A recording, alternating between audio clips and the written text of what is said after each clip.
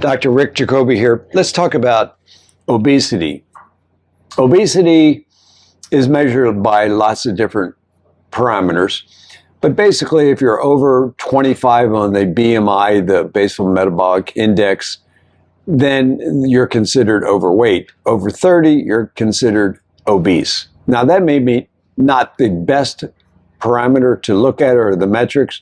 There are lots of new devices out on the market, and we're going to talk about in this separate segment, wearables. But obesity is a direct result of what you eat. There is no other reason. I know I get that argument all day long. I have patients come in and they're 300 pounds and their foot's ready to fall off, and I ask them how their diet is. I don't know why they do. Well, I think I know why. They always say to me, it's pretty good. I don't eat a lot of red meat. Well, then how do you get to 300 pounds? That's the answer. You're not eating enough meat. It's not the other way around. There was a recent article out of Harvard. Dr. Willett's laboratory is considered one of the great nutritionists in the country. Well, I guess he is great because he got America fat by following his advice.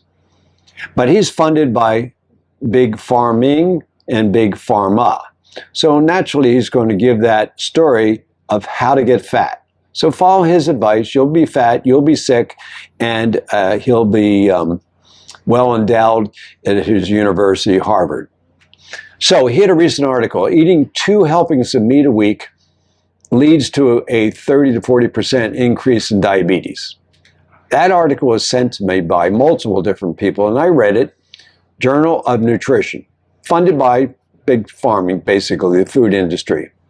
So I looked at that and I thought, that's an interesting article. So I read it, very well written rather, and I dissected this article. So let's think of this, if there's 21 meals in a week, just give that number, and you only ate 2 meals of meat.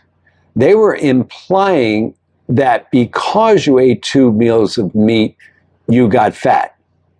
I don't think so. I think it's very deceptive. And if Dr. Willett is listening, why don't you give me a call and we'll debate that on my podcast, Sugar Crush, and the rest of the story.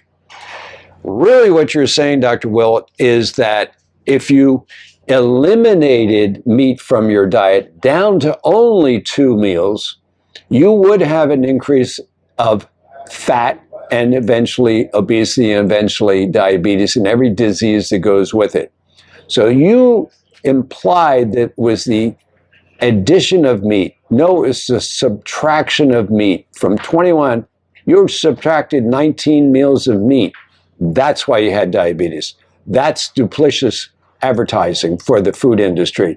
Call me, Dr. Willett. I'd love to discuss that. And for the rest of you, go to my website, drjacoby.academy, and I'll tell you more stories like that and how you've been deceived by the food pyramid and how to become an urban carnivore. Thank you.